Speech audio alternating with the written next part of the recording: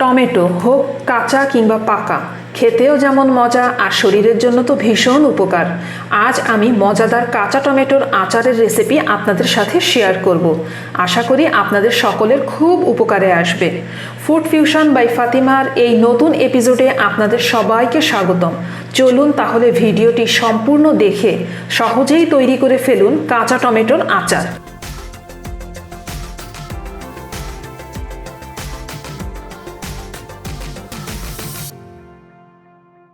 টমেটোর আচার তৈরি করার জন্য প্রথমে একটা প্যান ভর্তি পানি দিয়ে তার মধ্যে দিয়ে দিচ্ছি হাফ কেজি পরিমাণ কাঁচা টমেটো। এখন এই টমেটোগুলোকে আমি সিদ্ধ করব। ঢাকনা দিয়ে ঢেকে দিলাম। খুব বেশি সময় নিয়ে সিদ্ধ করব না, শুধুমাত্র এর উপরে পাতলা যে আবরণ আছে সেটা একটু সিদ্ধ হলেই হবে। এর জন্য 3 থেকে 4 মিনিট সময় লাগবে, তার বেশি সময় দরকার হবে না। 3 থেকে 4 মিনিট সিদ্ধ হয়ে গেলে একটা তেল ঝরানোর স্ট্রেইনার দিয়ে টমেটোগুলোকে তুলে নিচ্ছি। একটু লক্ষ্য রাখতে হবে টমেটোর ভেতরে যেন কোনো রকম পানি না থাকে। পানি থাকলে কিন্তু টমেটোটাকে সংরক্ষণ করা যাবে না। যদি পানি একান্তই থেকে যায় তাহলে এই পর্যায়ে টমেটোগুলোকে তুলে একটা টিস্যু দিয়ে মুছে নিতে হবে। তারপর টমেটোর ওপরে পাতলা আবরণ বা যে খোসাটা থাকে সেটাকে এভাবে হাত দিয়ে আস্তে আস্তে একটু ছাড়িয়ে নিচ্ছি। এই কাজটা করতে কিন্তু খুব বেশি সময় লাগবে না। খোসা নিয়ে একটু টান দিলেই কিন্তু সম্পূর্ণ টমেটোর খোসা ছাড়িয়ে নেওয়া যাবে। এভাবে আমি সবগুলো টমেটোর খোসা ছাড়িয়ে নিয়ে এখন এগুলোকে টুকরো করে নিচ্ছি। আমি লম্বা লম্বা টুকরো করে নিচ্ছি, তবে আপনারা যে যার পছন্দ মতন ইচ্ছে মতন টুকরো করে নিতে পারবেন। আমি হাত দিয়ে একটু দেখিয়ে দিচ্ছি, আমি এভাবে লম্বা লম্বা টুকরো করে নিয়েছি। আমি খুব বেশি মোটাও করিনি কাঁচা টমেটোগুলোকে, আবার খুব বেশি পাতলাও করিনি, মিডিয়াম পর্যায়ে রেখে দিয়েছি। এখন চলে যাচ্ছি আচার তৈরি করার জন্য। এর জন্য একটা প্যানে দিয়ে দিচ্ছি 1 কাপ পরিমাণ সরিষার তেল।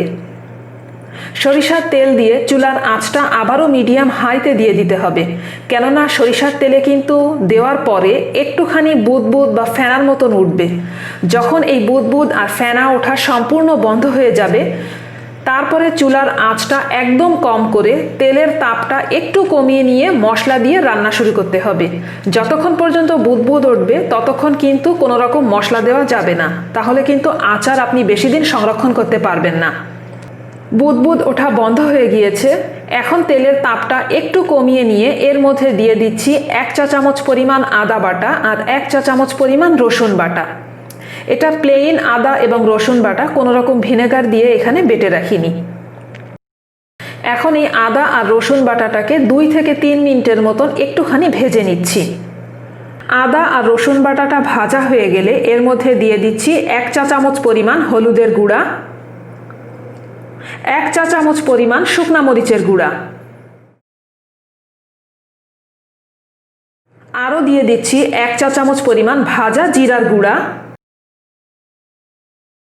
আর 1 চা চামচ পরিমাণ ভাজা ধনিয়ার গুঁড়া, আরও দিচ্ছি পরিমাণ মতো লবণ। এখন এই সমস্ত গুঁড়া মশলাকে তেলের সাথে মিশিয়ে একটু ভেজে রান্না করে নিচ্ছি। মশলাটা ভাজা হয়ে গেলে এর মধ্যে দিয়ে দিতে হবে হাফ কাপ পরিমাণ ভিনেগার। আমি এখানে সাদা ভিনেগার ব্যবহার করেছি। ভিনেগার দেওয়ার পরে ভালোভাবে ফুটে উঠলে এর মধ্যে এখন দিয়ে দিচ্ছি টুকরো করে রাখা সেই টমেটোগুলোকে। টমেটো দেওয়ার পরে খুব বেশি জোরে নাড়াচাড়া করা যাবে না, কেননা এই টমেটো অলরেডি একটু সেদ্ধ হয়েই আছে। এখন এটাকে খুব হালকা হাতে নাড়াচাড়া করতে হবে। টমেটোগুলোকে আমি খুব আলতো করে মশলার সাথে মিশিয়ে নিচ্ছি।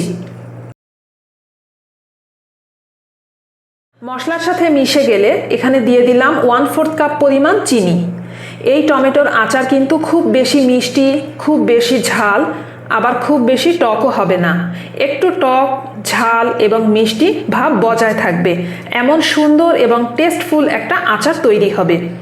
যখন চিনির পানিটা একদম টেনে শুকিয়ে আসবে তখন এর ভেতরে দিয়ে দিচ্ছি 2 চা চামচ পরিমাণ ভাজা 5 ফোড়নের গুঁড়া,